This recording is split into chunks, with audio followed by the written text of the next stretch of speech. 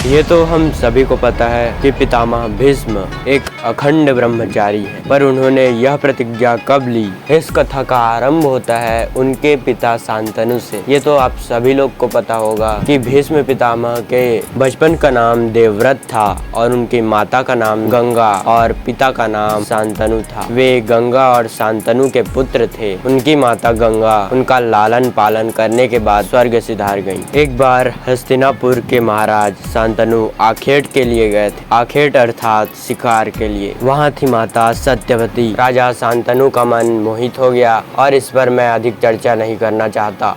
अब राजा शांतनु चले गए माता सत्यवती के पिताजी के पास और उन्होंने उनसे विवाह का प्रस्ताव रखा। अब दासराज बोले कि भाई मैं तुमसे कर दूंगा विवाह, लेकिन मेरी भी एक शर्त है कि हस्तिनापुर राज्य के सिंहासन पर सत्यवती का पुत्र ही बैठना चाहिए। अब राजा शांतनु असमंजस में पड़ गए, क्योंकि देवव्रत के होते हुए वे उनके पुत्र को राज्य के सिंहासन पर नहीं बैठा सकते थे। जब देवव्रत को इस बात का पता चला तो वो पहुंच गए दासराज के पास। देवव्रत ने कहा, दासराज तुम जैसा चाहते हो वैसे होगा। मैं आपको वचन देता हूँ कि सत्यवती से जिस पुत्र का जन्म होगा वही हस्तिनापुर राज्य का राजा बनेगा। अब दासराज को देवव्रत की बातों पर विश्वास नहीं हुआ। वो सोचने लगा बड़ी दूर का। उसने सोचा कि जब तक सत्यवती का पुत्र जन्म लेगा तब तक तुम्हारा भी विवाह हो जाएगा और तुम्हारा पुत्र भी हो जाएगा। तब तुम्हारा पुत्र सत्यवती के पुत्र को राज्य के सिंहासन पर बैठने देगा। ऐसा तो नहीं चलेगा ना भाई। तब धर्मपरायण देवव्रत ने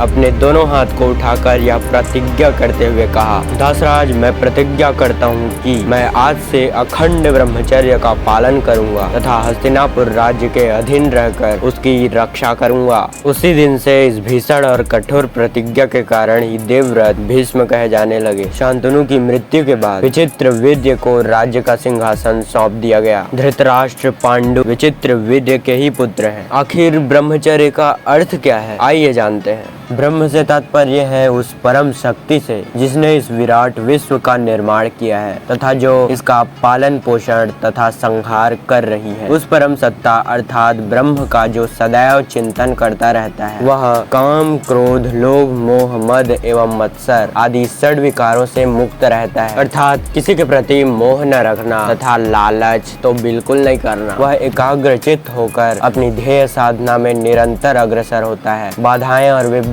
उसका रास्ता नहीं रोक सकती। सफलता उसके चरण चूमती है। पर ब्रह्मचर्य का पालन कर सकना सरल बिल्कुल नहीं है। इसके लिए कर्मेंद्रियों ज्ञानेंद्रियों पर नियंत्रण रखना पड़ता है। इस नियंत्रण को ही संयम कहते हैं। संयम भी 3 स्तरों का किया जाना चाहिए। आहार संयम, विचार संयम और इंद्रिय संयम। इसका कठोरता पूर्वक पालन करने से शरीर को सामर्थ्य तथा शक्ति प्रदान करने वाली प्राण ऊर्जा को अक्षुण्ण रखा जा सकता है। यदि किसी ने ब्रह्मचर्य का पालन करने का ठान लिया तो शुरू में उसको काफी कठिन लगेगा, लेकिन आगे चलकर वह मेंटेन कर लेगा। मिलते हैं अगली वीडियो में, तब तक के लिए जय श्री राम।